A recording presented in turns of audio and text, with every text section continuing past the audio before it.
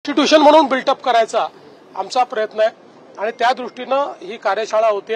याच्यानंतरही अनेक कार्यशाळा होणार आहेत। सर, या संवादामधून काही धोरणात्मक बदल सुचवले का अधिकारी? मी आता यापूर्वी जेव्हा महसूल परिषद झाली त्यावेळी 6 विभागांमध्ये विभागीय आयुक्त आणि जिल्हाधिकाऱ्यांचे गट तयार केलेले आहेत।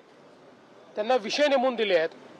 त्या विषयांवर रिफॉर्मचा जो अजेंडा आहे त्याचे अहवाल ते सादर करणार आहेत। तसेच गट जिल्हा परिषद सीओचे नेमून दिलेले आहेत आणि आता महानगरपालिकांचे तसे गट मी तयार करणार आहे। कारण आपण अनेक वेळा कन्सल्टंट अपॉइंट करतो तेही महत्त्वाचंच असतं, पण कुठल्याही कन्सल्टंट्सपेक्षा जास्त ग्राउंडचं नॉलेज हे आमच्या अधिकाऱ्यांना असतं। फक्त त्याला चॅनलाइज करण्याची आवश्यकता असते आणि म्हणून त्यांचं जे काही इन्स्टिट्यूशनल नॉलेज आहे ते संकलित करायचं आणि ते स्टँडर्डाइज करायचं।